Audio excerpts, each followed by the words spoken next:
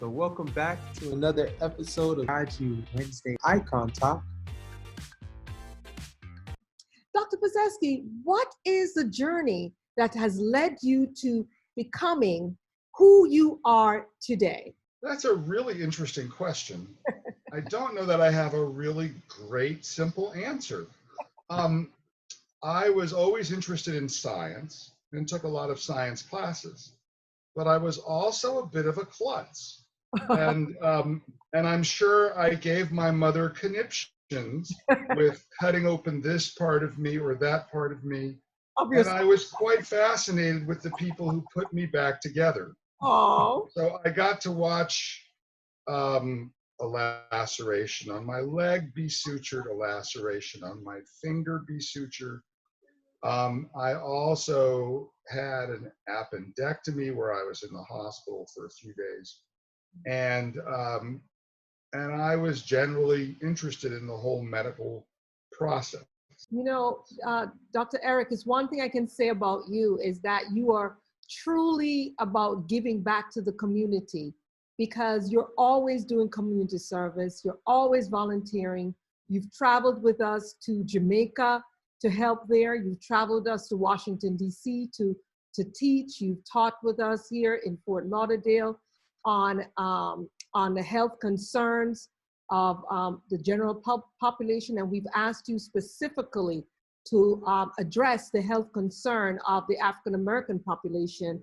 And you've saved so many lives. You've introduced folks to the vegan way of eating, and you're constantly giving back. I don't have a good reason to tell you that. I think when I was growing up, my father did many civic things with organizations, and I remember him volunteering many times, to the consternation of my mother. My father, when we were having picnics, would invite people to join us that didn't have food. And my mother seemed to survive it all. I was really impressed. It's been a long journey. Yes, it has. And I really want to ask you, what has been the journey that has brought you to where you are today, Dr. Kai? So that journey that led me here really started with figuring out that along the way, when I wanted to make the difference for changing laws for care for the elderly, I had a big wake-up call. You know, you walk into the government and you think, I'm going to change the world. It was one step at a time, one baby step at a time, and help become something of an instrument for me to learn who I was, right, along the way. That journey is,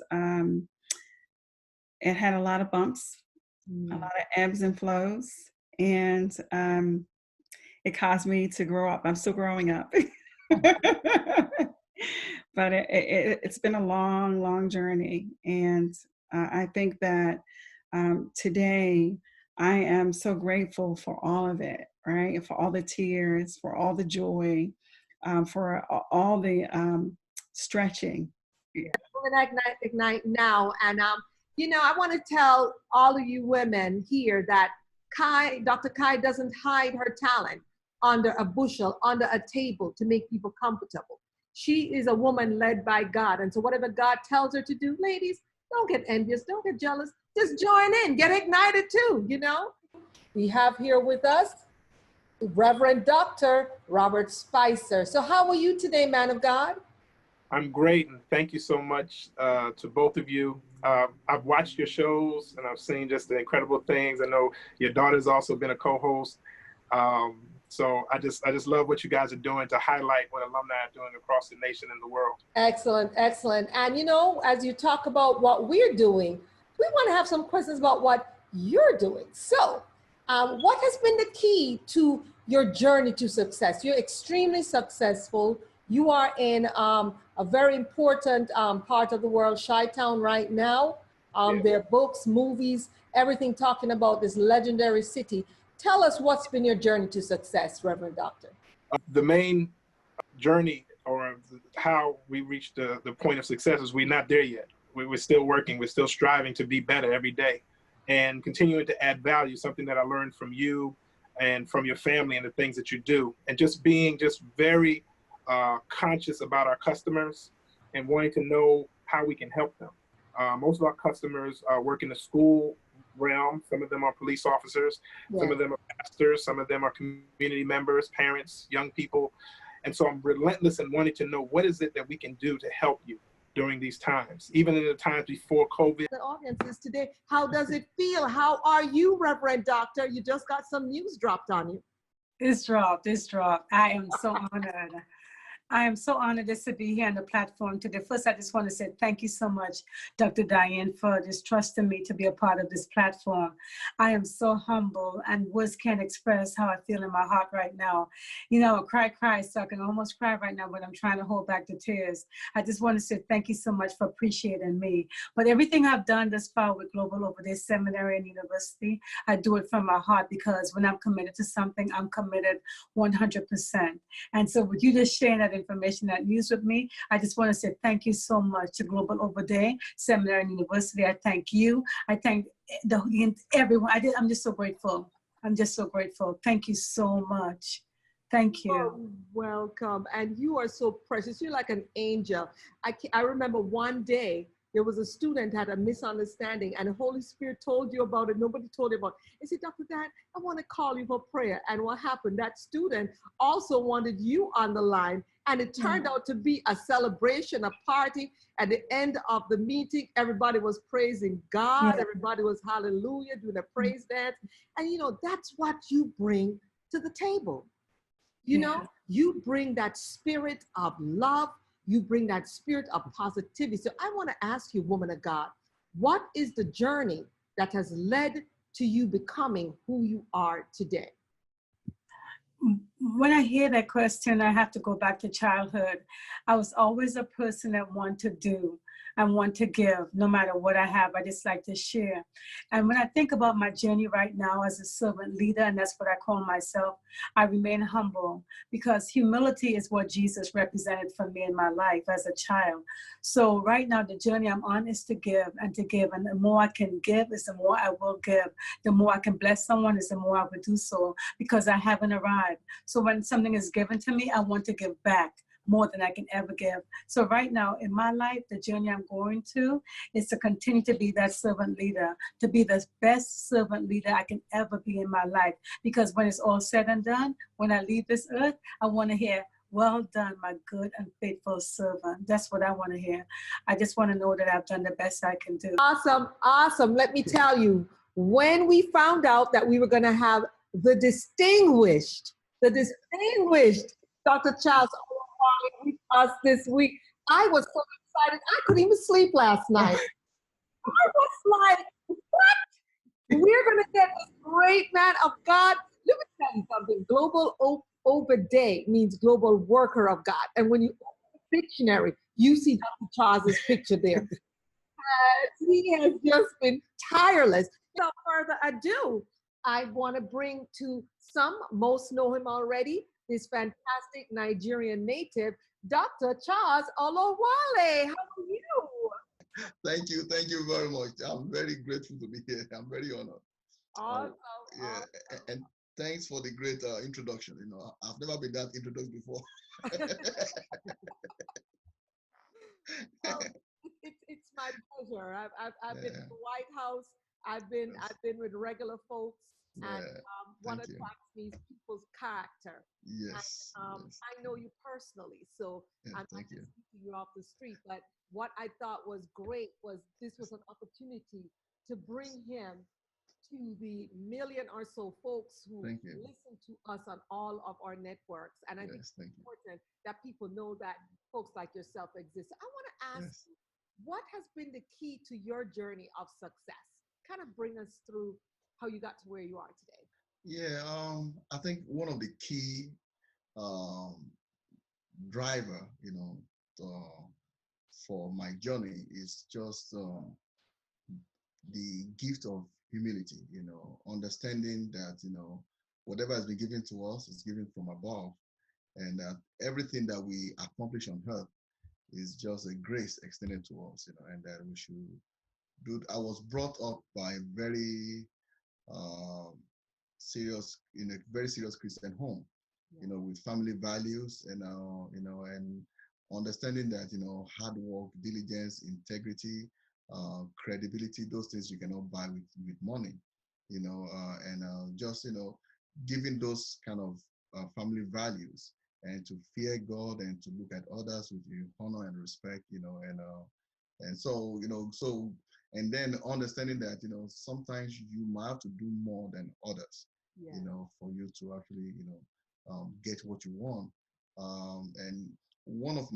and that really guided me. Awesome. Welcome, everybody. I am just so excited. This young, visionary entrepreneur, woman of God is amazing. I've known her for over 30 years, and I know she only looks 25, but don't let her good looks fool you. Oh my goodness, we've had a full day, and you are the cherry on top of the ice cream, the icing on top of the cake, just to be in your presence, the things that you do. We wanted to schedule you early, and you were like, oh no, I'm fostering kids, I'm taking on other children that your parents have neglected. You are doing so much. You never say no. I want to ask you, what has been your journey that has led you to become the woman of power that you are today? I've been dealt a lot of adversities in life as an adolescent when my parents divorced. I believe that's when it all began for me, not really understanding the concept of a broken home or a broken family. So I became a very defiant child, needless to say. And I just turned to the streets, I turned to others, but I knew deep down inside that I was always a leader, not a follower. And just given some of the things that I've experienced in my past, like you, I was at the top of my game. Unfortunately, I lost it all. Tried to help everyone. And when I really needed someone there for me in one of my darkest moments, going through a divorce after 20 years, shortly after having surgery for a very simple procedure, only to find out that the doctors made a mistake and it left me paralyzed for 4.5 years. And at that time, I just started to begin to think about, the fight. And although no one was in my corner, I knew that the only person that I really truly needed in my corner was God. And I began to hear voices, the voice of him rather, and just starting to, resonate in my spirit that I could do all things through Christ, because he was the one that strengthened me and had strengthened me for all of the many, many years that I was down and depressed and just broke, busted, and disgusted, needless to say. Mm-hmm. And I began to fight, and I fought like, it was my life, because the doctors told me that I would never walk again. And I told them, listen, never has not been, nor will it be a part of my vocabulary. And I was determined to prove to them, although they were medical doctors, but I knew the ultimate doctor, which was Dr. Jesus and Dr. God, the doctors who ultimately healed me. And I came up with the vision of Hold On, Pain Ends, because I was truly at a very low point. I was giving up on hope, but just as my hope began to diminish, my faith began to increase like never before. And, by his stripes, I was healed, and I am healed today. It's my pleasure. Look here, I didn't even sleep last night, Dr. Roberts, knowing that I was going to get to speak to you.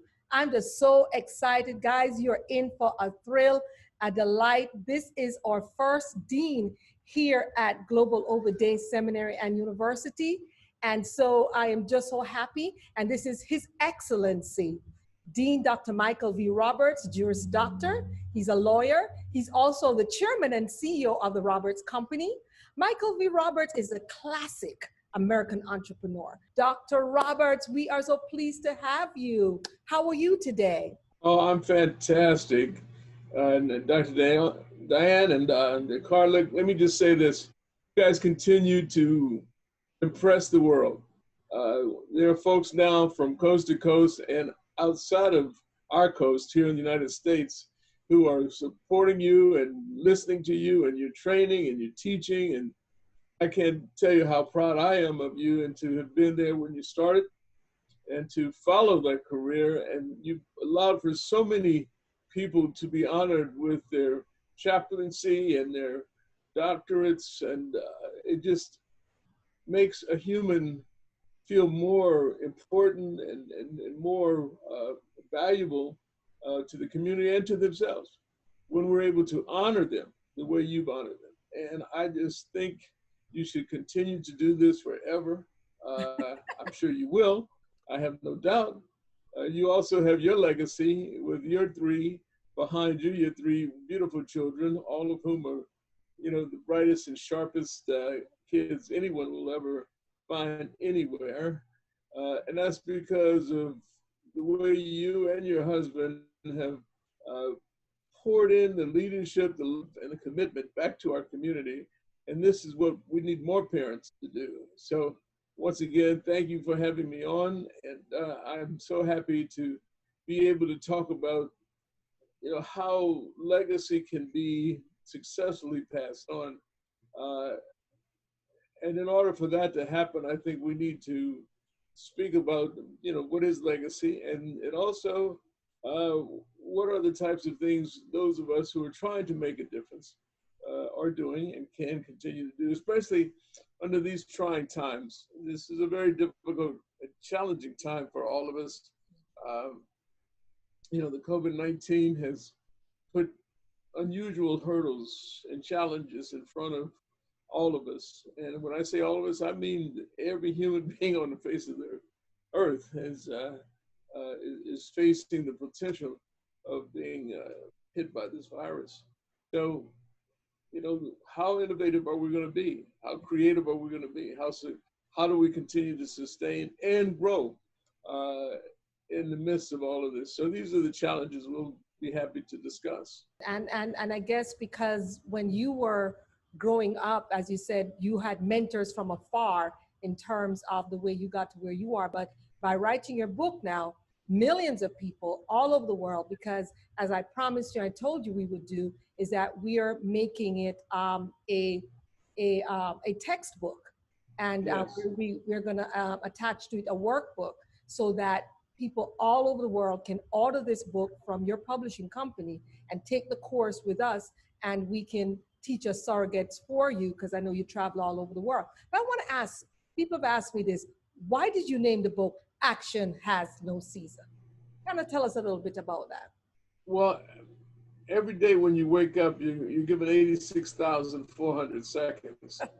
That's the number of seconds in the day. And the moment you think of the moment, it's already gone.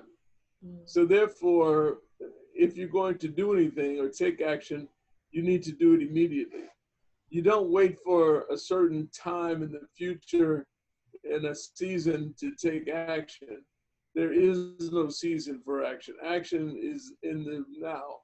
It's the existential approach. It's more importantly, it's the actionaire approach. And as you well know, I coined the word the actionaire, and that's one who takes their ideas, their dreams, their vision, their passion, and they pursue them with courage and confidence and bravado. But you're pursuing them then, not waiting for something to come your way, hopefully, but more importantly, you make the way. You know, in business, I see people sometimes thinking and lamenting and worrying about how their business is going to do against competition. And I tell them, don't you sit there and cry over what will happen potentially with this competition. You make the competition cry about the fact that you are there. That's right. I love it. I love my keywords: community, Kiwanis, giving back to veterans. We are so excited. How are you today, Dr. Martin? I am well and blessed, and thank you so much for that great introduction. Thank you for having me. You are welcome. So I want you to take us through your journey. So what is the journey that has led to you becoming the great man that you are today? Well, first, I got to give honor to God, and then my parents, who initially in my formidable years created a stable environment. So big ups to my mom and dad. I joined the Army at 17, as you mentioned. So I left home pretty early, and I stayed in the Army for 22 years. So a lot of my life revolves and was developed and forged with my time in the military. As far as keys to my journey to success, I would have to categorize into probably 4 areas. Prayer, number 1. Faith, number 2. Perseverance, number 3. And a mindset to round it all out. And that was pretty much forged in me from the military. I was able to learn how to fail and get back up. I was able that, and which is that perseverance. You got to pray and have faith, but without works, faith is dead. So as I tried and continued to try it, I started learning if at first you don't succeed, you try and try again. And that perseverance allowed me to continue moving on and keep trying new things in life and keep challenging myself. And ultimately that created the mindset just not to be afraid of trying, really. It's my pleasure to be able to introduce our panelists, and I'm going to allow our moderator, our Chancellor, to take the stage, but we have several amazing panelists who will be speaking for our masterclass number 3. So as a panelist, Her Excellency Ambassador Ericana Giombore-Quao is a medical doctor and activist. She's a public speaker, educator, diplomat, founder of medical clinics, and an entrepreneur. She moved to the United States after living many years in Zimbabwe. She's the CEO and founder of Bell Family Medical Centers in the United States. She was the African Union representative between 2017 and 2019. She holds a bachelor's degree in general chemistry, a master's degree in organic chemistry, and a doctor of medicine degree. Chihombori was a family doctor, a family medicine specialist in Tennessee, and she's practiced medicine for over 29 years in Tennessee. And she's also a GODSU honorary doctoral recipient as well, and we're so elated to have her join our GODSU family. Next, floor over to our Chancellor, Dr. Diane Moore-Eubanks for masterclass number 3. Excellent. Hi, everybody. I am Her Excellency Reverend Dr. Diane Moore-Eubanks.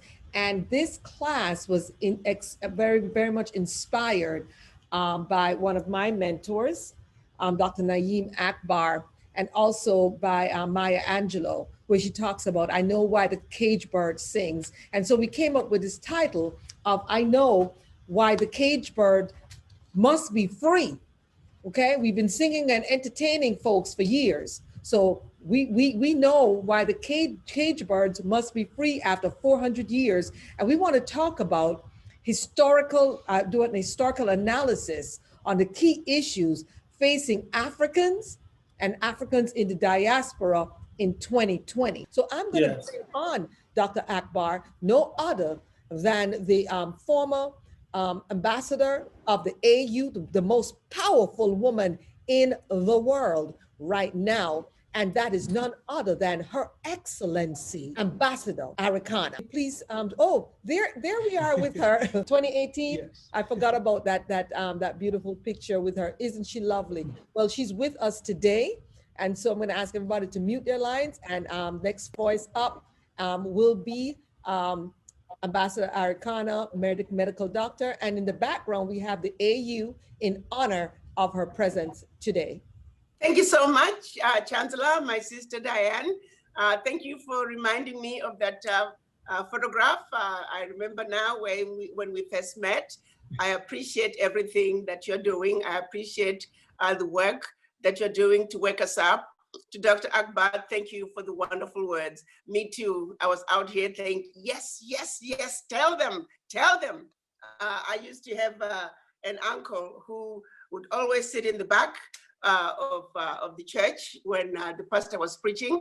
And whenever the pastor would say something powerful, he would say, tell them, tell them. And so that's what I was doing in the back, just cheering you.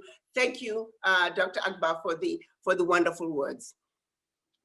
I think as a race, we are going through a very interesting time in history.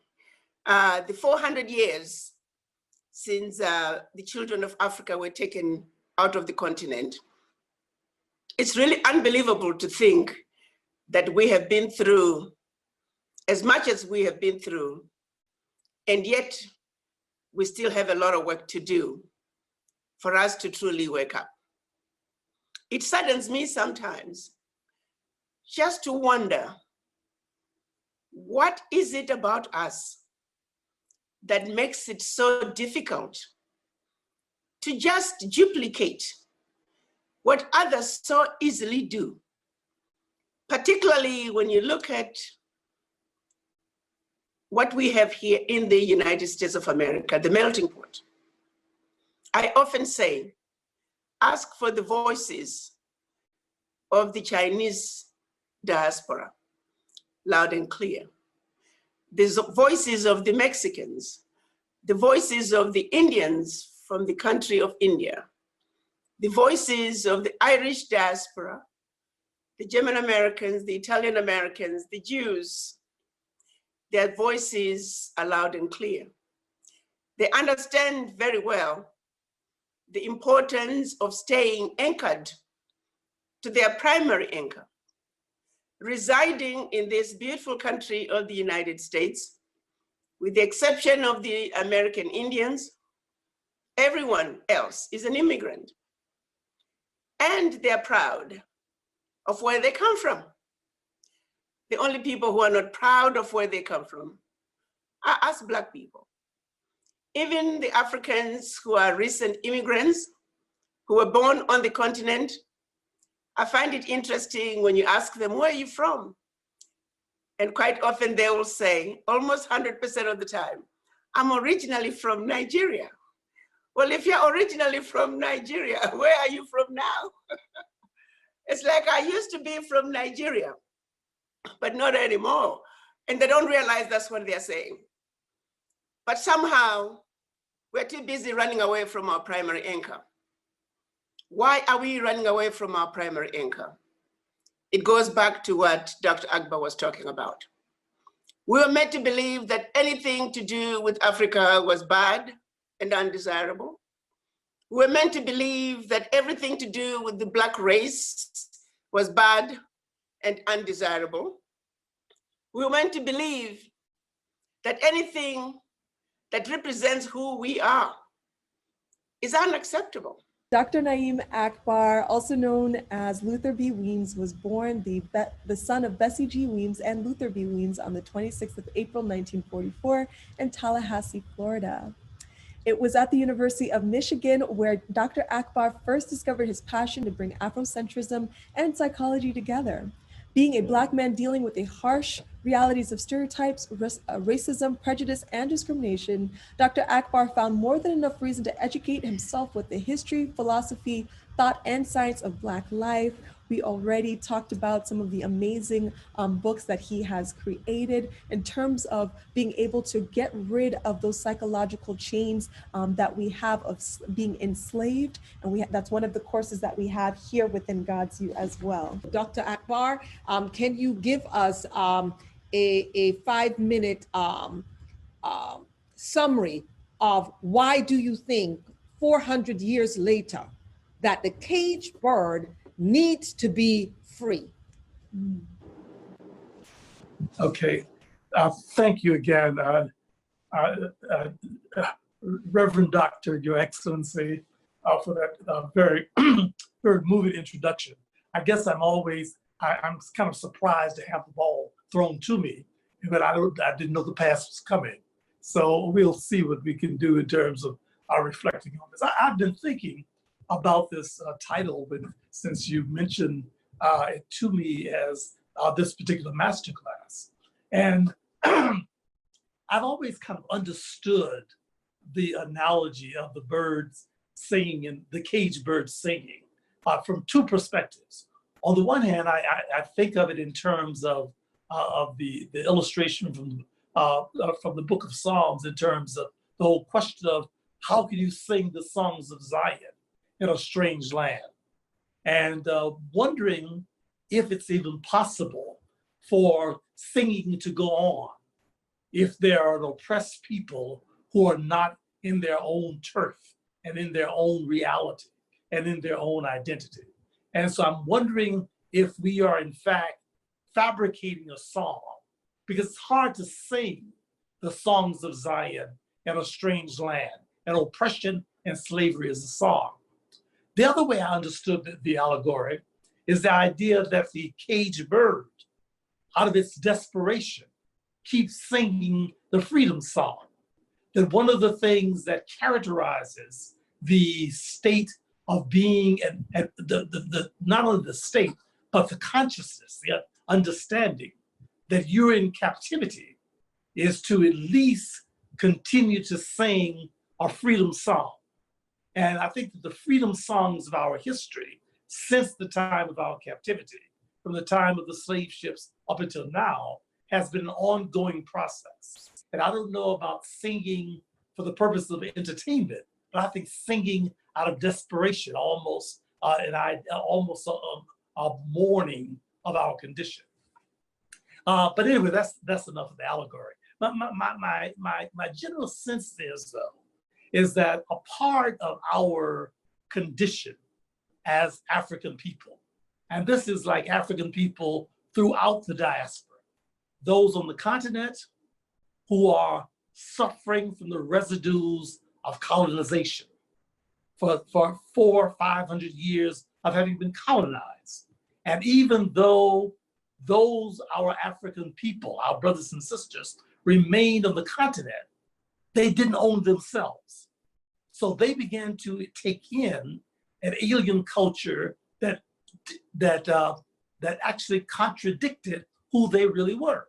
One of the painful things for me even today is to travel in Ghana and travel in Nigeria and travel in other parts of Africa and to see the billboards of skin bleaches and people trying to change their complexion so they can look more like European, look more like Caucasian, and how they in fact worship with accolades, images of God and divinity that don't look like themselves, and how in fact they have this craving and deep desire for things that are non-African and a greater desire for things that represented their colonizers than they do themselves, which is the same major problem that those of us who were colonized are enslaved in the European world, in America and so forth, is that somehow we began to internalize an alien picture of ourselves. When we look at our condition today in 2020, when we look at people such as Clarence Thomas, Ben Carson, and all of these other people who boldly and defiantly define themselves as enemy to ourselves, who will systematically operate against our self-interest, who will do things that they will boldly cast their vote against things that would enhance our opportunities to be more effective as people. That somehow their self-hatred goes so deeply that they have internalized the white supremacy that created the problems that we have. Welcome back. I am yours truly, His Excellency Akbar, and I am the Director of Operations at GODSU and your MC and engineer for our show. I'm also the CEO of Dakar Marketing Teams, and tonight we're going to be interviewing our woman of power, whoop, there it is, which means woman of power, our Chancellor, the Right Honorable Her Excellency Dr. Diane Moore-Eubanks, and we're going to have Her Excellency Cairo do her introduction. The Right Honorable Her Excellency Reverend Dr. Attorney Diane Moore-Eubanks is the founder, visionary, and chancellor of Global Ovid Day Seminary and University GODSU and its 7 pillars. After graduating in 1986 as both a magna cum laude and Phi Beta Kappa recipient from Florida State University, she completed her Juris Doctorate degree from Georgetown Law School, interned at BET, as well as served as Assistant General Counsel, Department of Navy, reporting to both the Pentagon and White House. In private law practice, she conducted over 3,600 residential and commercial real estate transactions in 3 states. Since 2009, Dr. Diane has helped 10,000 plus Nigerian and Ghanaian women start small businesses. In 2016, she was ordained as a Christian pastoral minister. In October 2019, Broward County Mayor Honorable Dale Holness appointed her the county's ambassador for Florida International Trade and Cultural Expo for 55 African countries, where she sponsored and co-hosted the first African Economic Panel. She's the Director of Education for the UN NGO, NFFIJA, and is a 2020 fellowship recipient of the Jim Moran Nonprofit Executive Program. She's a 20-plus year licensed multi-state insurance, serving as a Senior Vice President with Invita Financial Network. So, Chancellor, how did you start Global Overday Seminary and University, GODSU, a decade ago? Well, I started by preparation. That's the first thing you have to do, is prepare. So I prepared by working for another university, because God had called me to open an educational institution. And I've been to 7 other institutions, but it's different being a student as opposed to being an administrator and operating as a chancellor. I worked at another university for 4 years so I could learn, internally how an institution of higher learning would operate. And being an attorney, I then was able to set up all the various companies, the 501c3. I was able to get all the legal documents together, as well as ensure that I had everything required by the federal government, the state government. And in setting that up, we were able to get started. But the real reason why I started was because the other institutions that I'd attended, all my life, I found that their things were missing. The institutions, it was not about the relationship between the student and the institution. It was just about money.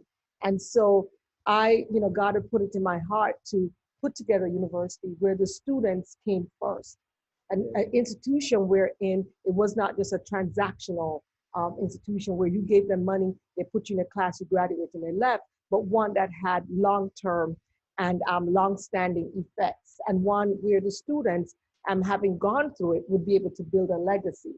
God had put it on my heart to form an interfaith university, because the university that I'd worked at before, they really separated, and only the students that were Christians were actually open to all the opportunities in the students in the university.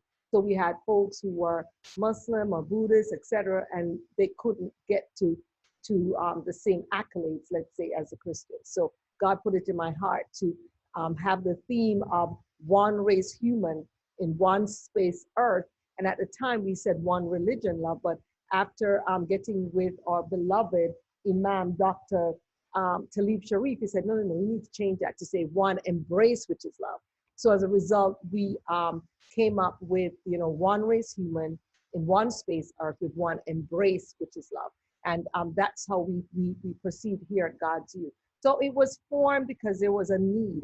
There was a need to put folks who are, who are spiritual, who believe in a higher power, who believe in a creator, in a situation where they could work together. And if people can work together in a religious setting, then we know that they can work together in peace and in harmony otherwise. And what we did also is we formed a separate entity called Global Bible Institute. And in Global Bible Institute, that's a Christian seminary, but the Global Overday Seminary University, which means global worker of God. And that terminology was put together by Her Excellency Cairo. We said we wanted a powerful moniker, we wanted a powerful logo, we wanted to have a message of unity, and we wanted a message that let people know, you go to other universities, Tom University, Mary's University, the creators' names are on those universities, but we looked at it as the creator of GODSU being God. And so we wanted God in the name of the university. So Global Obed, Obed of course is the Hebrew for worker, and Day is a Latin for God, and global means the world. And we're here to reach out to students. So wherever you are in the world, we are ready, able, and willing to work with you here at Global Obed Day Seminary and University. Awesome. Yeah, so you can see we have that on the screen. And this is not just a Wednesday icon. This is the MOGULS, okay? Men of God unleashing legacy successfully. And today's guest is none other than one of my favorite people, Dr. Richard Myles. That's right. So Dr. Myles, welcome, welcome. How are you? And thank you for having me. Well, thank you. Thank you for having us as well. I just want to get right into it. What inspired you to formulate the Minor Football League? What was that deep thing inside of you that let you know that God made you walk on the earth to provide us with the MFL? Well, absolutely. Well, first of all, I have to thank God for this, because had not been for football, I would not have had the opportunity to go to college. And I also want people to understand that people's opinion of you don't have to be your reality. Because I was a typical young man growing up in the city, getting in trouble and stuff, you know. But I had that God gift. And I'm unfortunate, I wasn't fortunate like most people, parents could afford to go to school, pay their way. But I could play football. That was my God gift. And that's what something he blessed me with. And I went to Cardozo High School here in Washington, D.C.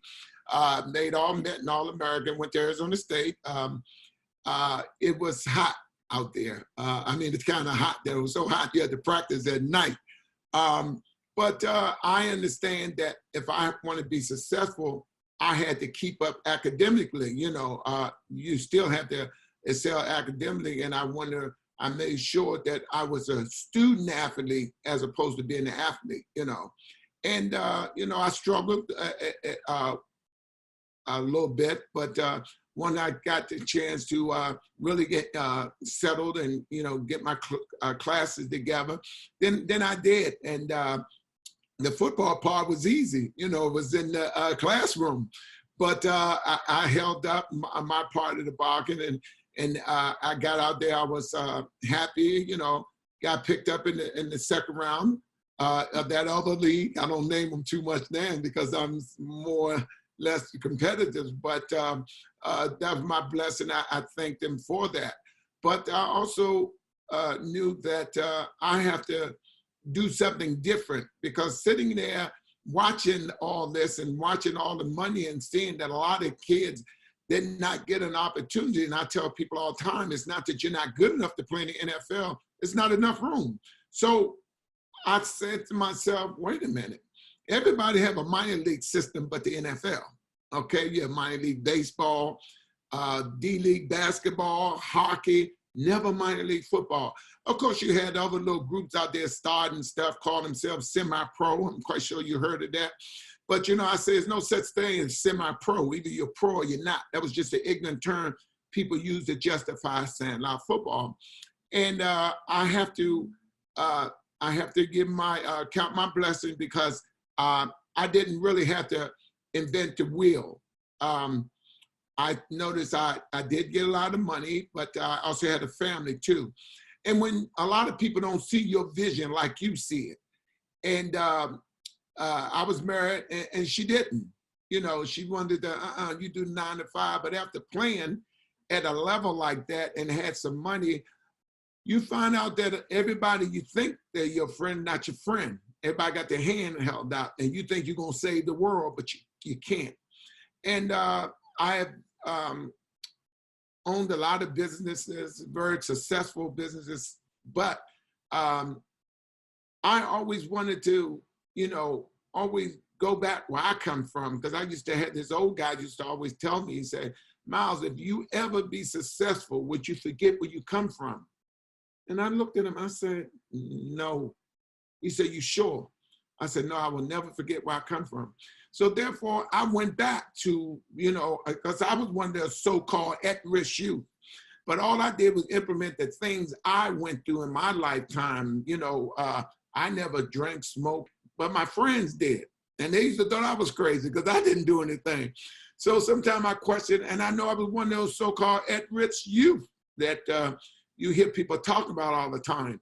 So I say I can come up with something because I've been through all that. I was blessed that God stirred me another way, but I came up with the program, No Thugs, No Drugs. And a lot of people liked the name of it, but they didn't understood the significance of it. No Thugs, No Drugs mean, you know, drugs don't walk in your neighborhood. If you get rid of the thugs, you get rid of drugs. See, the drug dealers bring the drugs in. So if you get rid of them, then you alleviate the drug problem. Also, we know this, we always had problems with young men getting in trouble. And as you know, once you get in trouble, you know, then you the 3 strike you out. Once you get in trouble one time, you're gonna get in trouble again. Now you can't vote or anything. So I came up with this program called Early Youth Offenders Program. So that program was consist of what we did, we put a body on the body. And it's hard to really bear down on young people to help them academically when their mother and father can't read that well. So see, a lot of people hide that when a lot of people, well, my father don't help me. It's hard to tell your son or your daughter that you can't read. So you make all kinds of excuses not to help them. So my players had to do, I make sure the players had to do 100-hour community service. So we would go down to court, we would get these cases and we'd tell them, we'll put a body on the body, which we would take these young guys that were playing ball, we check on them in school, we check on them at home, and then we'll write an extensive report on them, why this young man shouldn't be incarcerated. So when you go back to court, then we tell the judge, well, we were asking, well, Your Honor, this is why this young man shouldn't be incarcerated. Because now he got somebody to look up to. And remember, I want everybody to understand, because I don't want to give the wrong messages. I tell people all the time, don't look up to football players. You know, athletes are human and they make mistakes too. So before you start praising them, and then these young men, when something happened, everybody want to condemn them. But keep in mind where these young men come from. They come from the hood. Now, because you got money, that doesn't really change anything, only your lifestyle somewhat. But if you're not smart enough, that's why 90% of the guys lead the NFL broke. Okay, so let me move back a little bit. So these programs I designed was so good that it was funded by the state of Maryland. You know, all the politicians, Ike Legg, and I got an opportunity to meet all of them, the county executive, and you know, people liked what I was doing. But what was so funny was I had this football minor league team. So everybody was like, wow, but I was telling everybody, football is a program. They said, what do you mean? It's called Athletes in Motion. So they said, what? Athletes in Motion. That's what this program was called. Then we was a 501c3. So Ike Leggett, I don't know if you remember him, county executive, Montgomery County. He said, if you come out here, and Doug Duncan told me, if you come out here, they just got a little more than what they bargained for with me. Because, you know, I'm not used to being from Washington, D.C. I'm not used to people telling me no. And it's okay, but then you got to explain to me why. See, you can't just tell me no, I'm gonna walk away. So when, and credit to Doug Duncan, he said, because they told me I couldn't use no facilities. I said, well, I'm paying for it. I ain't asking you, give me nothing for free. And he said, well, we just don't do that. So I called a press conference and I said, you know, Montgomery County is one of the most racist counties in America. And they said, get to meet with him quick, you know. So they came, brought me in. Ike Leggett at the time was the county council president. So they would go back and forth. I said, Ike, could you come? I'm trying to get a feel. I came in there, we had a board, all white people. They said, well, we don't let people use our field because we want to get them ready for, I said, but we're playing in the summer. There's no school in the summer. Yeah, well, we just don't have nobody there. And Ike is a shrewd politician. Ike stays on the fence. That's why we became good friends. Ike sitting there and said, yeah, we can't have people tearing our fields up and I'm gonna agree with y'all. I look, you know, so Ike looked at his watch and said, I have another meeting to go to, but I'm glad y'all all had this meeting. He walked to the door and turned around. He said, work out what you need to work out, but the chiefs get the field. And then he walked out. Now, he listened to both sides, but he was the authoritative figure, and he told him, I don't care how you do it, but the chiefs get the field. You see, now we had people of color rallying behind each other, you know, and I tell people all the time, because you're my complexion, I don't make you my kind. And as you know, we do have people in our ranks that do that type of thing. But then I had Chris Van Hollen, I'm quite sure you know him, all of them, what do you need from us? And they were calling me coach. I said, the coach, you know, but that's what they called me, you know, hey, Mr. Myles, Mr. Myles. And it was so ironic. And it just goes to show you how God worked in mysterious ways. Mel Ford, my chief strategy officer, he's always saying, hey, Dr. Myles. Everybody would say Dr. Myles. I said, but I ain't no doctor. They will always say that. Herman Taylor, you remember him? We helped him get elected. When they needed, we mobilized the MFL, Washington, we mobilized everything. We was at the different metro stations handing out flyers. We was upstate putting stuff on cars. And all of them tell you, the chiefs mobilized everybody. Not that I want to pat on the back, but I see brothers that's doing something. If you're doing something, then I'm a help. To reduce socioeconomic challenges in Sierra Leone through empowerment, education, and building strong partnerships with the diaspora community. She hopes that her mission will inspire other descendants of Africa to embrace their culture and positively impact their home country, and certainly reach back, give back, pull down, and the only time she believes you should look down on someone is as you take their hand and pull them up. So without further ado, I'm just so excited that tonight we have as our woman of power, whoop, there it is, Dr. Adama Kokala. Dr. Adama, how are you today? I am so empowered, inspired, and enlightened. I am honored to be here and just to really share my experiences. I am so blessed, you know, and I really feel honored to be featured as a woman of power. And I take that very seriously. I take that to heart because, you know, to really feel that, to walk in that, and to be that every day, it's just, I'm just blessed. So I'm honored to be featured here tonight. And I am really, really, really looking forward to greater things that's going to come, not just from me, but from GODSU.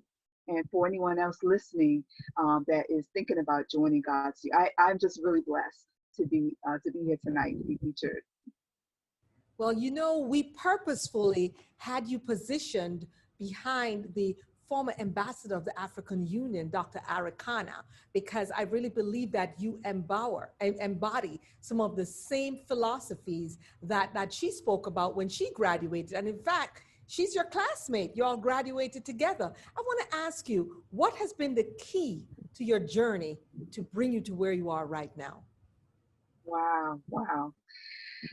You know, there's so many things, but I have to begin with my faith in God. You know, that is the nucleus that makes me who I am, that makes my character, gives me that vision. You know, you really have to start somewhere. And so I really do credit God, because I know that he put something inside of me. And it's, as you get older, you realize that everything you do aligns to something, your purpose, your passion, your job, everything at the end of the day aligns. And I really do credit God as a big part of my journey. And along with that, I do believe we all have a destiny. You know, we're not here just here. We have a purpose and a destiny to reach. But in order to get to that destiny, I do really believe he puts people in your path. And I credit a lot of destiny partners, destiny people that he has put on my path.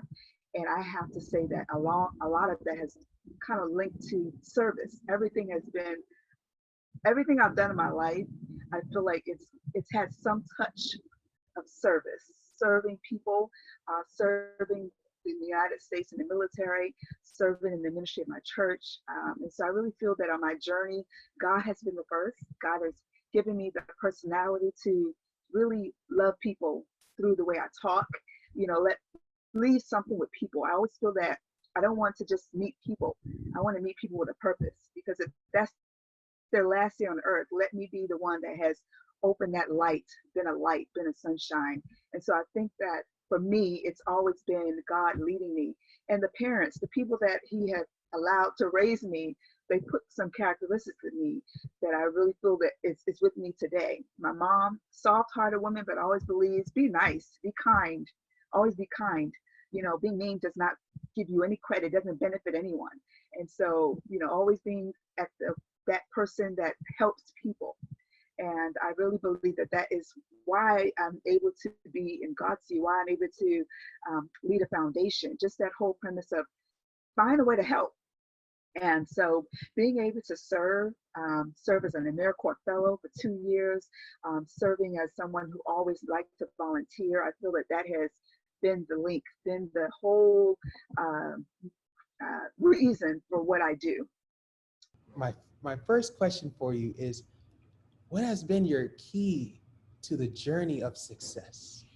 I would say the key within my journey to success has got to be having a very clear vision of what it is that I wanted to do, as well as finding my purpose and my passion. So my story starts as early as when I was 6 years old. I remember I got in trouble with my kindergarten teacher for talking, and she realized that the reason why I was talking was because I was teaching some of my fellow peers who were learning English as a second language how to read. I wanted to make sure that they weren't getting left behind, and I recognized that at 6 years old. I've had opportunities to educate and to learn, and what I've realized is that education really does break the cycle of poverty, as well as the possibility of just knowing that you have the potential to become a leader if you see yourself as one. So the work that I have done both in India, in Jamaica, as well as here in the United States has been focused on this idea of cultivating leadership potential within young and old alike. So with that being said, once I realized that, especially being in India, when I was in Tamil Nadu, India for 6 months, I recognized that the leadership training that I was providing through public speaking workshops were really my passion. And so I wanted to find a way to be able to bring my passion into the work that I do. And I'm so grateful to be the GODSU co-director of the Junior Ambassador Program, because I focus on leadership coaching and personal professional development. And because I know that that is where I really shine, I've been able to really use all of the different opportunities that I have to really funnel it into this one mission of leadership development, unlocking youth leadership potential. And I have to also share that I'm also Miss Broward County, and that's my social impact initiative. And so with that being said, you know, knowing what it is that I want to do, knowing what my purpose is, has helped me to be able to pick and choose different opportunities that I know align with that. So one last thing that I know we're gonna have to start adding into my bio for future magazine, for the Empower You magazine, is that I'm now a UN Youth Committee member. I've been a UN Youth representative for New Future Foundation for quite some time, and I'm so blessed to say that I was selected out of 600 plus UN youth reps to be a part of the 2020 to 2021 class of UN youth reps on the steering committee for the Department of Global Communications. And I'm so grateful to be there with 24 other UN youth reps. So again, all about leadership, all about this idea of having a global perspective, and really just having the opportunity to continue to learn, to continue to cultivate growth and development so that I can be able to give back, knowing that that's where my interests are. That's what I would say. Awesome. I know you're talking about your interests and how you were able to help in India, but I wanted to know, what were your initiatives that you were doing at this time as a leader? As a leader, oh my goodness, you know, it's so funny because when people ask me that, I'm like, where do I start? So to give you a bit of a timeline, when I became Miss Broward County 2020 back in March of this year, that was the first competition I ever competed in. And I'm really, truly grateful that I had this opportunity to be chosen. I've been able to have several initiatives that I've worked on, including Uplifting News. So I'm the co-host of Uplifting News, where we provide positive news and content that's not centered around the pandemic to be able to bring hope and happiness into people's homes at this time. I'm also the brand ambassador and liaison for strategic partnerships for Reading with Royalty, which is a virtual reading initiative designed to be able to bring a bit of imagination, creativity to children who may be in the hospitals at this time. And so I started with that back in April. So, March was Uplifting News. That's when we started. April was for Reading with Royalty. And since then, on top of that, I've taken on other initiatives. For example, I was asked by Mayor Wayne Messam to be a part of his mayoral public safety council, which is really groundbreaking and progressive in terms of being able to, we were basically an overview committee, and we were able to look at the policies that were already in place and make recommendations based off of that. And it was a very humbling experience because I was surrounded by so many community leaders within this field. Oh, I forgot to mention that I was a New Leaders Council fellow this year, earlier this year. And so that's another initiative where I was doing a lot of leadership development. And now I'm on the board as co-chair of recruitment. So it was such a blessing to have that opportunity. And so being a part of the Public Safety Council gave me opportunities such as being a part of the Broward Sheriff's Social Justice Task Force, which I am one of the first members to be in the program, which is amazing. And I'm also a Glass Leadership Institute Fellow for the Anti-Defamation League, which again is a huge blessing because it's focused on not just the, bringing to light, or I should say, bringing to light different advocacy that's done on behalf of Jewish people, as well as fair and secure treatment for all, but also it's an opportunity to really become a more nuanced interfaith servant leader. And so I already just shared that I'm a part of the UN Youth Committee Council, which is a fantastic opportunity, something that I've looked forward to for quite some time, ever since I first became affiliated with the UN through the work that I was doing with New Future Foundation with Queen Mother Dr. Dolores Blakely. I've been wanting to be a part of this committee, and now I am. And so I basically, if you were to ask me, I juggle several hats, but I'm happy to be able to do it. Being able to give back to the community, especially at this time, has really been my priority. And so I know that I just said a lot, but it's really, I think that that's just a majority of what I do. I still have my hands in different baskets, but the whole purpose is focusing on personal and professional development, leadership development, empowering the community, empowering youth, and just being able to share that. Pleasure to be with you again. Oh, yes. Thank you so much, so much. And, we know everything about you and we love you and everything, but we want to make sure that everybody out there in social media, know how great you are, CEO of Artesian Development, mentor of ours with the MFL, and of course, the owner of the Rochester Chargers, the mighty OBA, yes. Dr. Patrick Freeman. Thank you. That is the best introduction I've ever heard, and I am humbled by it. We also must say that you have become the first woman in this country to purchase a professional American football team, and that is certainly a great, great honor, and I am so very proud of you. You're a great leader, and the work that you have done at Global Oval Day University and Seminary is just outstanding. And my graduation day was one of the most memorable moments of my life, and I thank you both for that.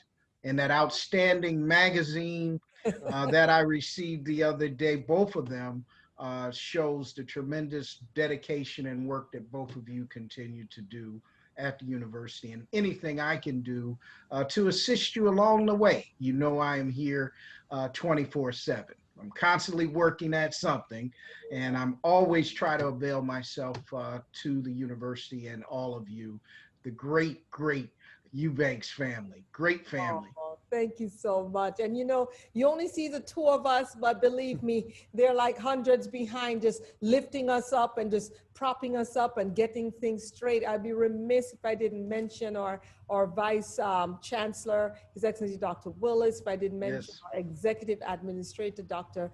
Arlene Spann, our Vice Provost, His Excellency, Reverend Dr. Joseph Hickman, Her Excellency Cairo Eubanks, of course, the great His Excellency you see here, and just so many others who are just constantly working.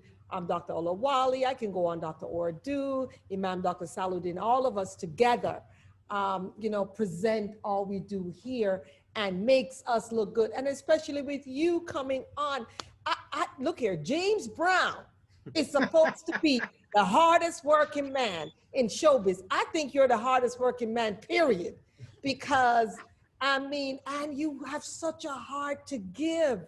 You're always helping. You've mentored me because you've been doing this for 28 years, you know, in football, and you've taken me under your wings and you've made sure that I am lacked for nothing. And, you know, as you and I know, there are, I think, 12 other women that their husbands just gave them a team, you know, never bought anything, or their daddy died and gave it to them. You know, thank you all for helping me to be the first one who actually bought a franchise here in the US, but I still have a team. I'm still on y'all's shoulders. Y'all still lifting me up. And that's what we do here at GODSU. Absolutely. I'm Her Excellency, Reverend Dr. Diane Moore-Eubanks, the Chief Servant Leader here at GODSU. And when you talk about integrity, when you talk about a Proverbs 31 woman, who comes to mind is the fantastic, wonderful Reverend Dr. Lolithea Berard Davis, Chaplain. And as you can see, she's so well featured here in our 320-page magazine that was done by none other than His Excellency Dakar Nile Alexander from Dakar Marketing Tools. And if you look here as well, she's in our African American History Bible. I want to just let you know, here is her picture and her bio. You talk about a woman of honor. It is well deserved. We love her so much. She's such family to us. So without further ado, how are you, woman of God? Oh, I am doing wonderful, wonderful on today. Thank you. Awesome. You're welcome. And I just want to ask you, yes, you know, you don't look a day over 21. How do you have someone that's over 21? You are so beautiful and you bring such a spirit of joy to us. Can you tell us what has been your key to the journey of your success? Because you're so successful. Well, it has to be. It has to be none other than the rock that I stand on, and that's Jesus Christ. All other ground is sinking sand. Yeah. I just love the Lord ever since a young child. I have always understood what the Father, the Son, and the Holy Ghost meant as one, and put three in one. And I take God seriously. I don't play. I don't play with God. And I just love him so much. And I always seek him for guidance. Yes. He is my confidant. He is the one that I speak to, because my grandmother and grandfather and my parents told me as a young child, you can talk to God for yourself. Tell him everything that's on your heart. And I started that as a young child, and I grew up continuing to do that as the mustard seed of faith continues to grow. That is fantastic. I want to ask you, what are some of the initiatives that you're doing right now as a leader? I know for GODSU, you are one of the folks who you bring a lot of students and just wonderful, outstanding students, as well as every morning you are part of our God Success Teach and Pray. Tell me, what other initiatives are you doing at this time as a leader? Well, first of all, I have a very strong compassion for senior citizens. And so my mission as I lived with, with my grandmother and my grandparents and helped my mother to take care of them, I've always been one that was a magnet to those who were older than me. I love sitting at the feet of senior citizens because I believe that they can teach me something because they've been where I'm trying to go. And so then the initiative I have work on right now is definitely encouraging, edifying, and uplifting our senior citizens, who I term as the jewels of God. It was in 2018 that God gave me a vision and to honor our senior citizens. And he said, living legends. And so I wrote the vision down and I gave it to my pastor and we ran with it. And now today, we honor senior citizens, letting them know that you do still matter to God. You have not been forgotten. We love you, and more importantly, God loves you.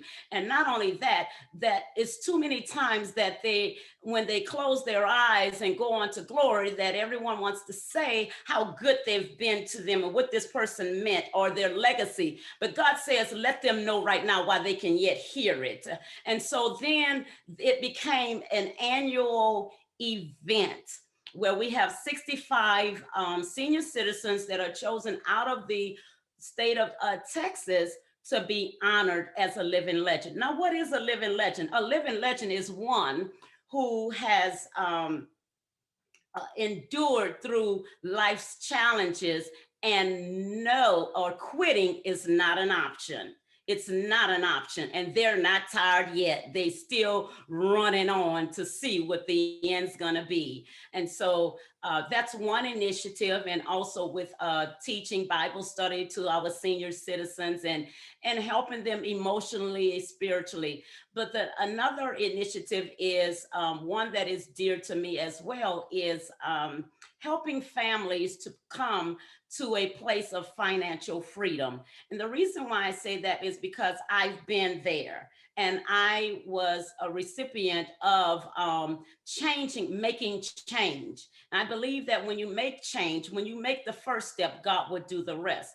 And I tell people that it's not for you to be ashamed of your credit scores, but be ashamed if you don't do anything about it. Because God asked the man at the pool of Bethesda, do you want to be healed? And so I ask people, do you want change? If you want change, then you have to make the first step. You have to take action, because you don't have to be set in a place of bondage or stuck somewhere where you think you cannot make your dreams come true. Yes. And so with that, my mission is to help as many as possible through the 50 states to come to a place of financial freedom, and showing them how not only they can, but they can teach their young people how to manage money.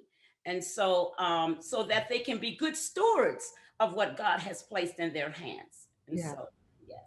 That is outstanding. That is outstanding. So I want to ask you, Reverend Doctor, you recently matriculated through GODSU.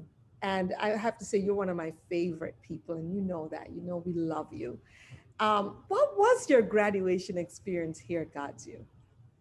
Oh my God, a tearjerker, certainly. I mean, I had tears running down my eyes the whole time, because someone saw enough in me to introduce me to GODSU. And then there was a prophecy on my life some years ago that I would be placed in a platform where I would be speaking to so many globally. Now, as a minister, you would think, okay, is that preaching globally, traveling all over? But GODSU has afforded me the grand and honorable opportunity to share God's word in teaching, in prayer, and share the goodness of the Lord. And so my graduation, I pressed through that, because I do have challenges, but I don't claim the challenges. I work through them. I push, because I have pastors that say push. I give you 3 days, the Father, the Son, and the Holy Ghost, and you got to get up from there. And so that's what I do. I pick up my mat and walk. I don't make any excuses for anything that I go through, because I see them as teaching and learning lessons. And so then, my graduation was awesome. And to those who are coming behind me, I say to you, don't take it for granted. Don't just let that day be a day of a shine on you, but let it be a day that the light in you will shine, so other people will see that GODSU is the place to be. Thank you so much. How are you, Professor Ordu, all the way in River State, Nigeria today? How are you doing, sir? I am extremely great, and it's nice to hear everyone's voice. I miss you guys in the States, and I'm looking forward to joining you guys back as soon as January comes. Oh, lovely. I know you took a year off from being a professor in Atlanta to go to River State, Nigeria. I think it's Uzuzi village, to help the elderly, the children, the single mothers, with empowerment and training them for government jobs, and also running your beautiful farm there in Nigeria. So, Professor Ordu, I know that you're right there in River State. I know that there are challenges with Wi-Fi. It's not like when you traveled with us all over the US. You've traveled with us to Houston, Texas, Dallas, Texas. You've traveled with us to Fort Lauderdale, Florida, Washington, DC, New York. I mean, all over United States, you've traveled with us. And now you're here on a mission for GODSU and for the people at River State in terms of agriculture, empowerment, and all these great things. I want to ask you, man of God, what has been the key to your journey of success? The key to my journey to success is having faith. Yes. Having faith in God, and I get the opportunity to believe in myself through my active participation with GODSU. Becoming a chaplain through GODSU enabled me to achieve so many things in life. One, being able to work towards a new book that I have published here in River State, Nigeria, just last week. The title of the book is Power to the People, and it has to deal with empowerment, which is one of the reasons why I arrived here in River State, Nigeria, to work on empowerment capacity towards the youths, women, and elderly of Ozuzu town in Echi, River State, Nigeria. So it is my honor, it is my privilege. When I say I love this young lady, I need to speak to her parents about seeing if I could add myself to the birth certificate. I need to be a part of this birth.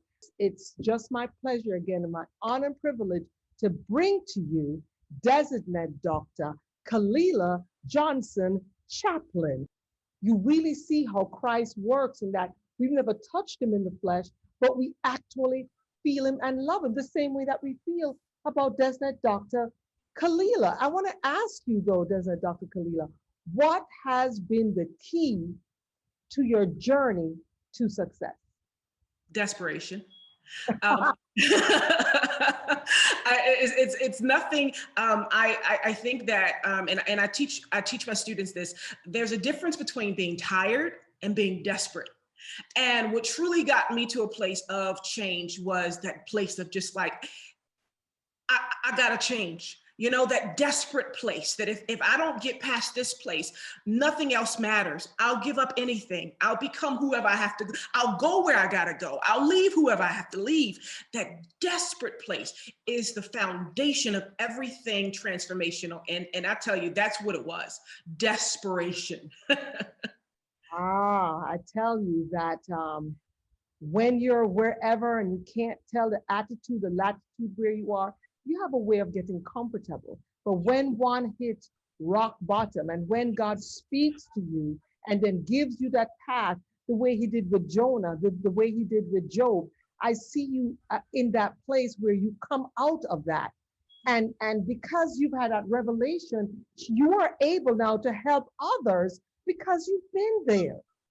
You know what I mean? You look down on no one because you said, there, for the grace of God, there I was, and there where I could be. So tell me, what are some of the initiatives? What are some of the programs that you're working on right now as the great leader that you are? Right now, my most impactful and the one that I love the most is Unpack To Impact. And this is a program where I take people through a journey of spiritual, professional, and personal development. But first, I think it's so important for us to recognize how important it is for us to confront. Many times, success looks like, well, I'll just start here and let's just future focus, but there's so much in our past, not just the bad stuff. There's so much we can learn from the past.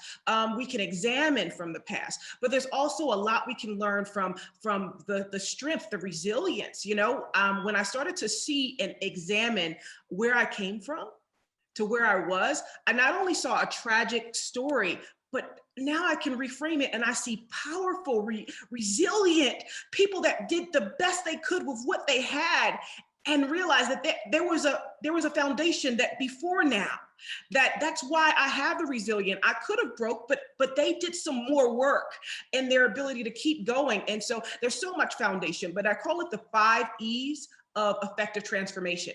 It's examine, it is exchange. I'm sorry, I always get it confused. It's examine, exchange, establish, educate, and execute.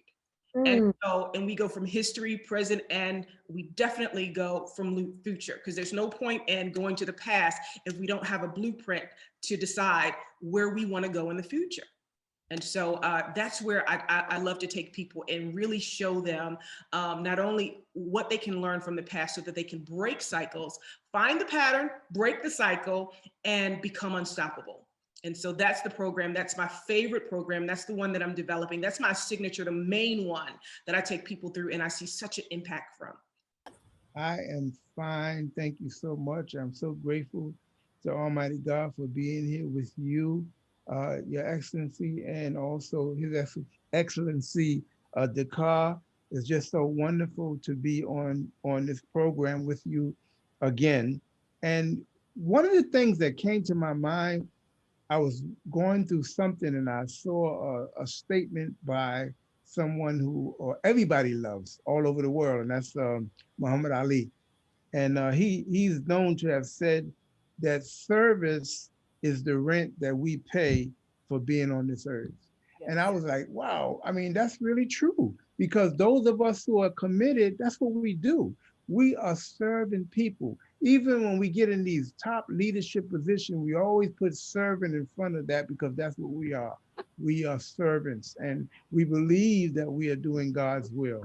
And so I'm so thankful to be a part of God's U, where I could put my talents to use for the school. So I'm so thankful for you having me here, and grateful. We are thankful. We are grateful. We thank God every day for you.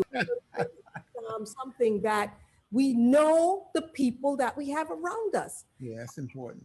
Because the instant that I met you, Imam Dr. Saluddin, I was just like, he is amazing. And everybody said the same thing. And so you've just jumped in. And someone asked me yesterday if you'd been here for over 7 years. Someone asked me that. Wow, yeah. Because they said they've never seen anybody who was just come in and so genuine and so loving. So I want to ask you, what are some of the other initiatives that you're working on as a leader besides just taking over GODSU by storm, which we welcome? Well, one of the things that I've been working with for the longest with the Muslim community is to bridge a divide that really is important, because what has divided the community has been artificial barriers. They shouldn't even exist, but they're artificial, like cultural things that the religion doesn't even It's not any religion itself, but it has become intertwined so people think it's the religion. So what I do is I try to cut through that to show them what the religion says that we should be about, which you find in the book, the Quran, and you also find in the practice of Muhammad. But even greater than that is that I've always been here for people. I've been a people person all my life, even when I didn't realize it. And when I was going in another direction and then God pulled me back to where I'm supposed to be, I always wanted to help people because that's what I feel comfortable doing. That's what I want to do until I die. Now, if you notice, longevity in those things, being a chaplain for the Department of Correction, being the imam of the masjid at the college, longevity. So that should tell you something right there. If I'm a part of GODSU, I'm a part of GODSU for the long run because that's what I do. I don't come in a minute and then I'm out. Nuh-uh. You in it, you in it, you in it. So you work through it. And when you become family, you don't divorce your family. You stay with the family, you work on it, and that's what you do. So it's about trying to get people to understand that we are all in this together. Interfaith cooperation has been a big thing on my plate. So I would sit with imams and priests and reverends and rabbis, and we would talk. And you know, the way we used to do it, we would first speak about an idea like mysticism in Christianity, mysticism in Judaism, mysticism in Islam. And as we began to talk over sharing a meal, because I think that's what grabs people, we all have our food cultures, then we would talk. And you know, we found out we have more in common than not. We have more in common than we don't. So therefore, we should rally around that and not so much about the things that we differ in, and we can come together. You know, I used to go to the Salvation Army Training Academy to talk about Islam. And when I went there, when I would go there, I would see little publications called Chick publications. These little, I don't know if you ever saw them, but these little publications are put together by an evangelist Christian group that are against Catholics and Muslims. And so they have all kinds of strange things they put in comic book form because they feel like people have a certain level and they would be able to pick it up easily. So I knew that that's where they was getting the information from. So when I went there, the way I would open up to try to be like the icebreaker, I would say, you know, I know a Christian that says, if you don't believe in Jesus Christ as your Lord and Savior, you're going to hell. And I said, and I know a Muslim that said, if you don't believe in Allah and his messenger, you're going to hell. And then I would see them going back and forth. No, you're going to hell. No, you're going to hell. No, you're going to hell. I said, wait a minute. What are y'all talking about? That's not even in your purview. That's with God. But what is in your purview is that your children and my children are in the same class, in the same neighborhood. The problems that exist within the community affect all of us. That's what we should be concerned with. And that would break the ice and we would have a very good conversation because we should not be fighting each other because of doctrine or different religions. We shouldn't. We should be able to come together more than anybody else because we both, all of us, not both of us, all of us say we believe in God. Now, when we come to those people who say they don't believe in God, they may be atheists or agnostic, etc. You still have a point where you can reach with them because they may believe in their people. They may believe in just humanity. So work with them on that level. And we learned that from Buddhism. Buddhism said there's no God, but yet they have a moral foundation. So how do you reconcile that? Well, they believe in humanity, you see? So you work with that. And again, I find that when we do it, what happens? You build bridges. You build bridges, you build bridges, and you overcome all kinds of obstacles.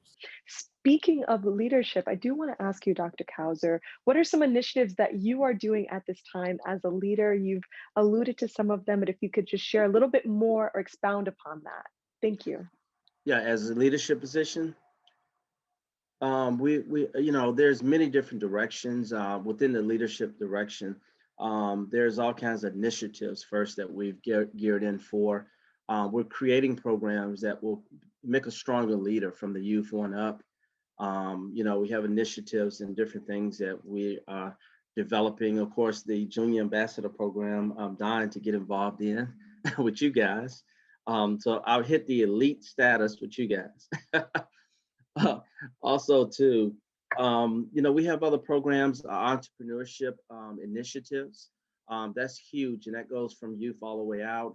As you know, as you look around the country, as around the world, but in our country, there's a lot of jobs that are not there, and we're in a position of creating a whole lot of jobs based on the amount of content and product we have to put out. So we have a big initiative there for vets, for military vets, my counterparts, small businesses, small business owners, I should say, women, education, and we have some women empowerment programs. A huge initiative when it comes to global and domestic humanitarian initiative. That's huge.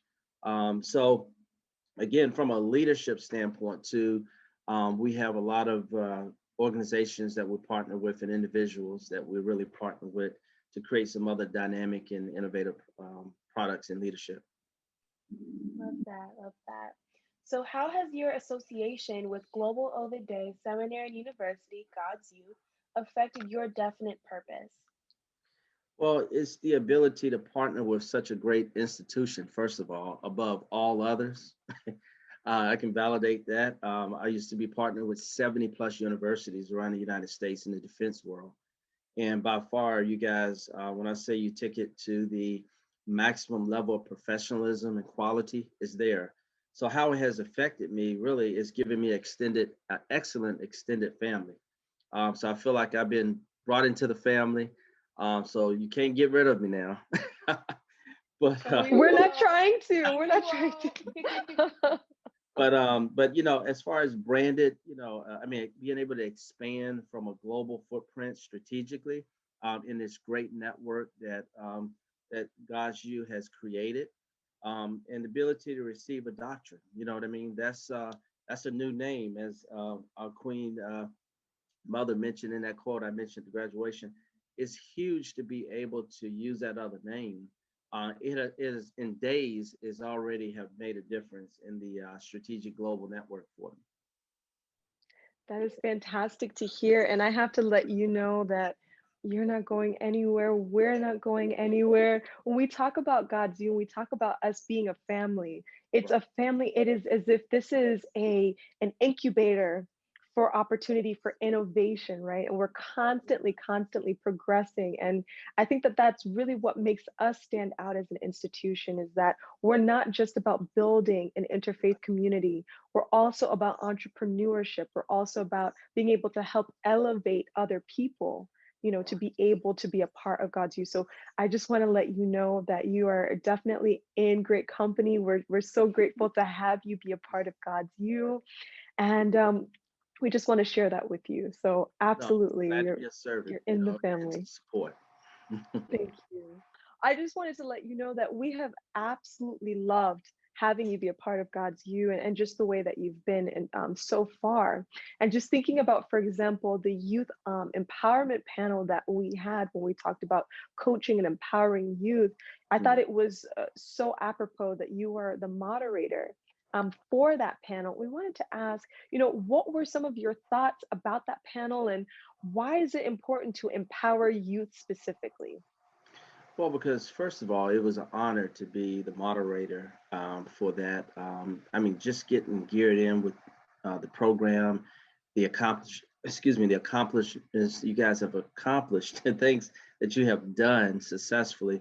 I mean, it's just a great, exceptional period to be able to moderate bright entrepreneurs like you are. I mean, you guys have paved the way so much more than, you know, some of the people I've known that had companies for 30, 40 years. And you guys have definitely done a global reach, you know, as far as already internally building your entrepreneur structure. That's amazing. So, you know, the impact of that moderating was really just learning from you guys to be able to take things back. And again, you always have to be in that learning stage. I mean, I could go across an audience of 1,000 to 5,000 And I guarantee you, it may be maybe less than 5 people out of 5,000 that have not penetrated the market globally like you guys have. So that's huge. So with me saying that, I think that, you know, this is going to be great, exciting. You guys are our future. I always said I wanted to invest in the future at whatever point in life, even from the early stage. I wanted to be an impact to the future, where now I'm with the best and the brightest of the future. So I'm looking to do whatever I can to serve and support, and so I can relax and retire and enjoy how you guys are operating. Programs here at GODSU. It is my honor, my privilege, and delight to introduce you to my sister or colleague, okay, or woman of God there in the UK. Dr. Reverend Sade, attorney at law, how are you today? Well, with that kind of introduction, what can I say? I'm doing really well. I feel very empowered. Great, great, great. I want you to first of all tell us what has motivated you to capture the areas of insurance protection, capture the areas of being a solicitor, an attorney at law, capture being a prophetic apostolic teacher. Now, you are that song, I'm every woman. This is her. So tell us, how have you done all these things? Well, one of the things that I find really important is when you understand what God has put on the inside of you, when you understand what you've been created to do. And even though it sounds like I'm doing so many things, but when you've been called to do certain things, you are graced to do those things. Mm-hmm. So the only way, or one of the ways in which I am able to function in those areas is by having a vision which lines up with what God has called me to do. So having the vision, making it plain, running with it. And I'm sure that as you continue to ask me questions, I'll be able to give a few nuggets of how I've been able to stay on track. That is wonderful. So first of all, let's talk about the school, the Prophetic and Apostolic School. Tell us a little bit about that. Okay, so back in 2008, 2009, I was just engaging with the Lord, the Holy Spirit, as I do. And the Lord said to me, I will use you to teach people how to hear my voice. And the emphasis was on the fact that God speaks to all his children. Nobody is more special than the other. Even though I know that in some areas of Christendom, unfortunately, people are made to feel that you have to have attained a spiritual height before you can hear God's voice. But God speaks to all his children, irrespective of their spiritual attainment or achievement. So in 2008, 2009, God gave me this mandate, and I thought, oh, wow, how am I going to do this? Let's wait and see. But years down the line, what happened was, I didn't realize what I was carrying. But different people approached me and said to me, they'd seen me operate in the prophetic, and they said, will you mentor me in the prophetic? So first person came, second person came, third person came, fourth person came, and they don't know each other. And it was all within the same time frame. So I had to say, hang on a minute, God has caught my attention. So I took some time out and I prayed and I said, Lord, what's all this about? And he reminded me, do you remember? And I went back to my journal, which is why it's good to write things down. I have that journal, and it says in that journal, I will use you to train people how to recognize my voice. So I thought, okay then, Lord, I'm all yours. Let's get started. Oh, that is beautiful. That is so wonderful. So tell us about your insurance protection business, please. Okay, so I work as a consultant with a company called Unisure Limited. They are part of AFH Wealth Management, a company that's been around for about 12 years and growing every single year. So in that line, again, God led me down that path, because as a minister, you're involved in ministry, but you might not necessarily get paid from ministry. You have to have other sources of income. So God led me down this business of insurance. And again, it's around the love of people, because I love people. I love to help people. And in the African Caribbean community, a lot of people don't take insurance seriously.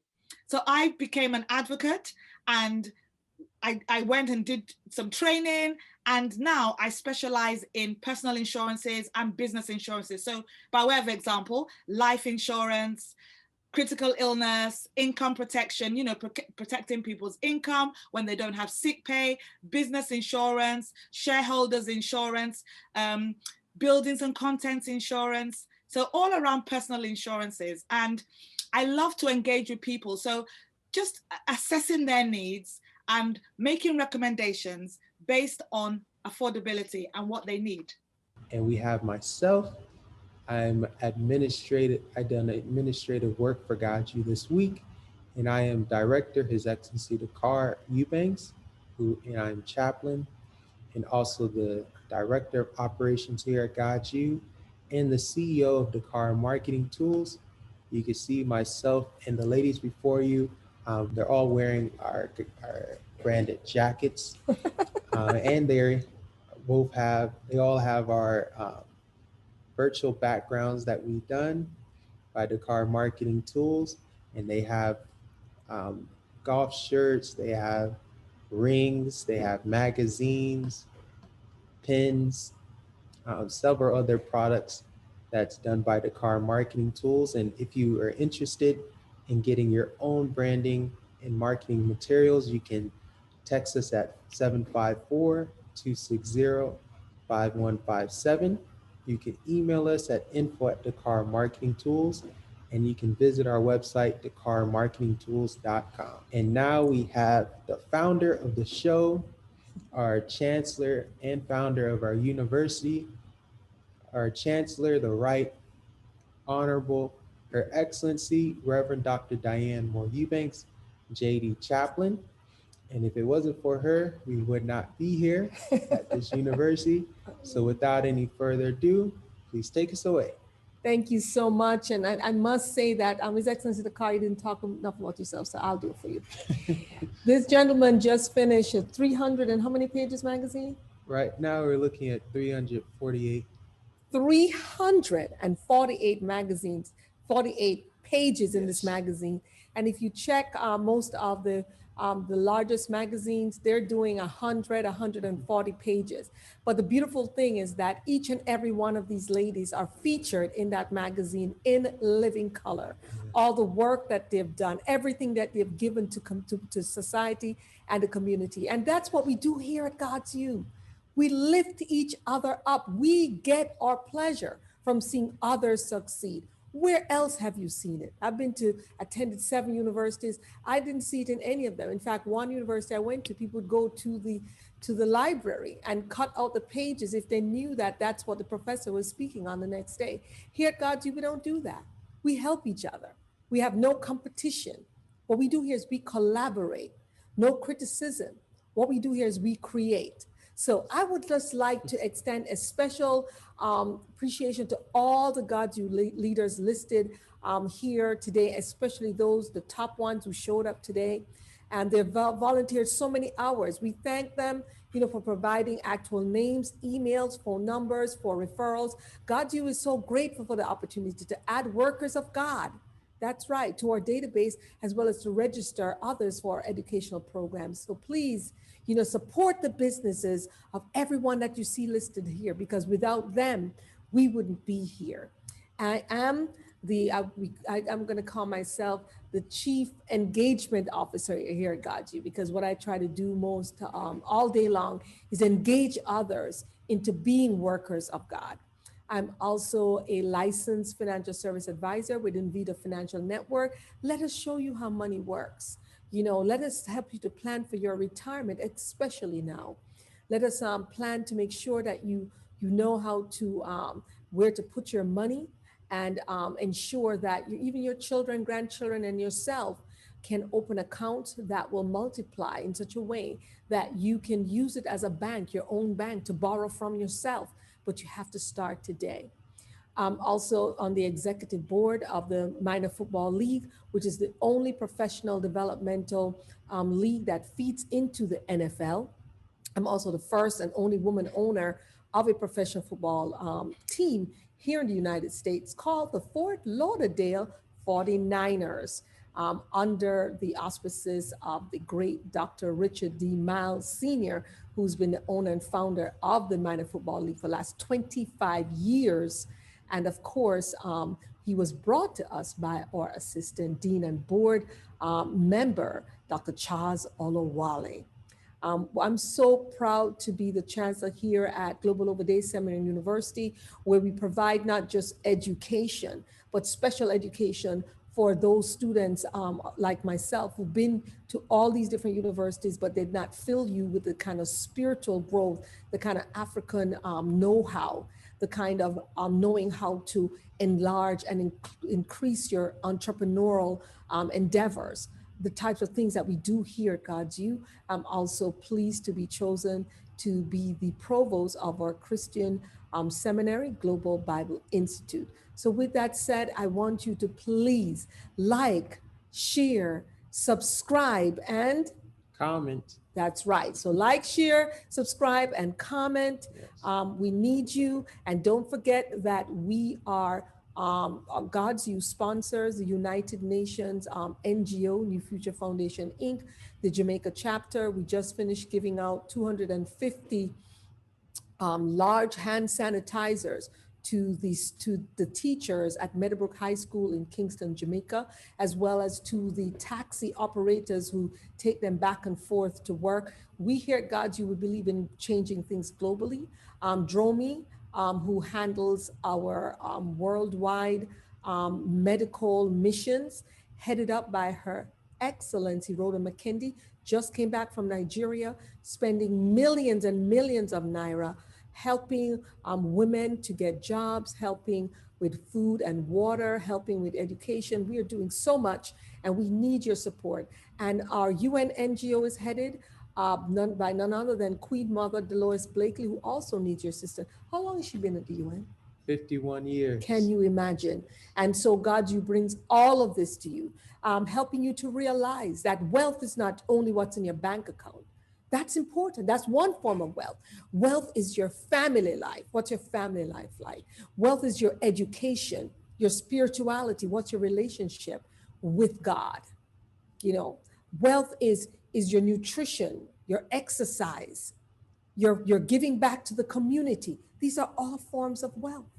And so we encourage you to embrace us here at GODSU, to be a part of our initiatives and our projects and our programs, and register for our classes. We start back classes in a few weeks, and we want to make sure that you register for as many classes.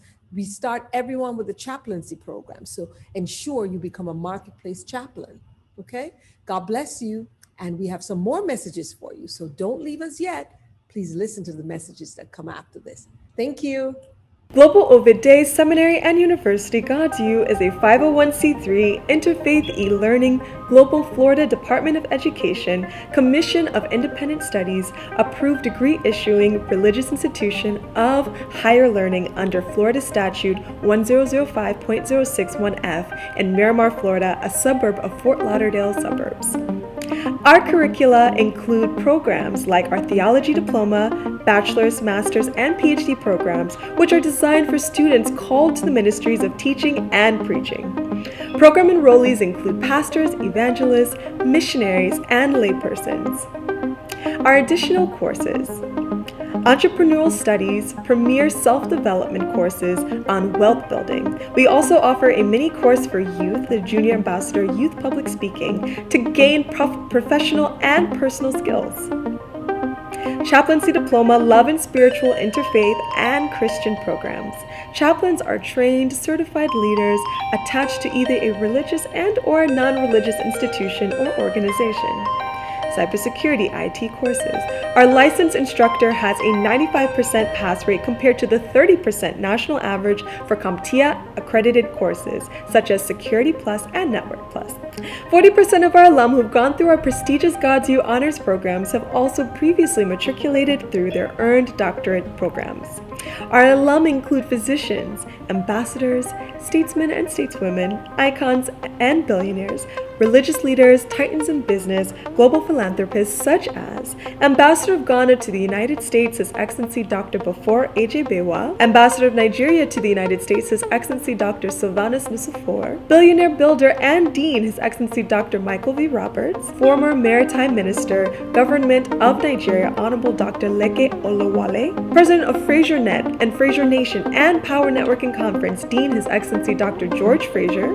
Our world-class and esteemed professors include Attorney Her Excellency Reverend Dr. Diane Moore-Eubanks, PhD, Chancellor, Physician Dr. Eric Pesetsky, Clinical Health and Nutrition and GODSU Medical Expert, Physician Her Excellency Rhoda Makinde, PhD, Chief Medical Doctor, GODSU, Medical Missions, Dean Michael V. Roberts, JD, PhD, Dean of Entrepreneurship Studies, Dean George Fraser, PhD, Personal Development Studies, Dean Cairo Eubanks, Dean of Junior Ambassador, Professor Willis Eubanks, PhD, Dean of Cybersecurity Program, Professor Reverend Dr. Joseph Hickman, Associate Professor, Theology Program, Professor Imam Dr. Talib Sharif, Professor Interfaith Program and Chaplaincy, Professor Reverend Dr. William Blake, Theology Program Curriculum Development, Professor His Excellency Dakar, Ethical and Successful Marketing Technique, Entrepreneurial Studies. Blessings!